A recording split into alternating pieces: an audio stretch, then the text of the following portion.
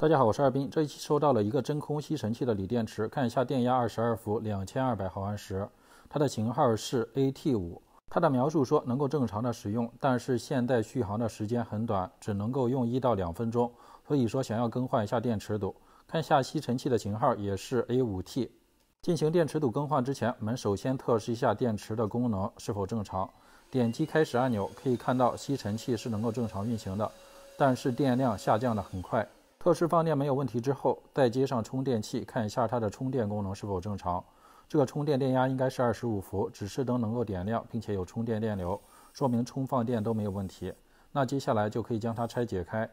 外侧有4个比较明显的螺丝，打开之后就能够看到里面的电池组和保护板。将里面的锂电源拿出来看一下，使用的是几串的电池组。大概看了一下，它使用的是6块18650电芯组成的一个25.2伏的电池组。像这样的锂电源，如果想要更换电池组，必须看一下它保护板上的主控板，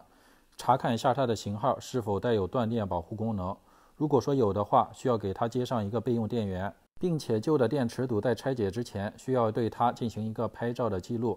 便于后续的安装。查看了一下这款锂电源的主控板，并没有断电保护功能，所以说接下来直接更换电池组就可以。首先需要拆解掉电池组与保护板的连接叶片，并且在电池支架上标注相应连接叶片它的位置。这些连接叶片如果比较窄的话，可以直接用剪钳将它剪断，或者用电烙铁加热之后将它拆解下来。这种6串的电池组与保护板一共有7个连接点，分别是董正负极以及5个中间电压检测点。拆掉正面的连接叶片之后，将反面的这些中间电压检测线也依次给它拆解掉。拆解掉保护板之后，依旧是在电池支架的相应位置给它做上标记，然后需要将电池组给它拆解下来。首先需要将电芯的连接叶片依次给它拆解掉，否则的话电池支架无法打开。这些连接叶片在拆解的时候一定要注意，避免触碰到其他的线，因为这些电芯都是好用的，有正常电压，触碰的话会出现短路的现象。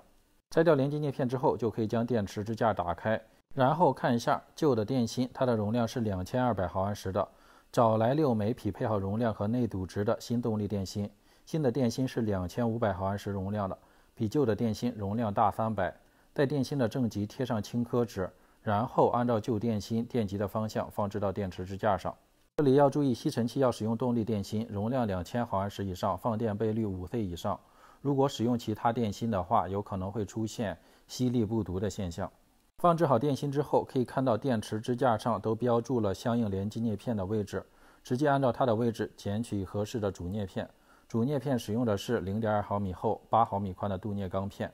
直接按照电池支架上相应连接叶片的位置，对电池组进行一个串联的连接。这里只要电芯放置的电极方向是正确的，那连接完成之后，这个电池组就没有问题。电池组串联完成之后，接着处理一下充放电保护板，需要将保护板上焊孔中的旧焊锡以及残留的连接叶片都给它清除掉。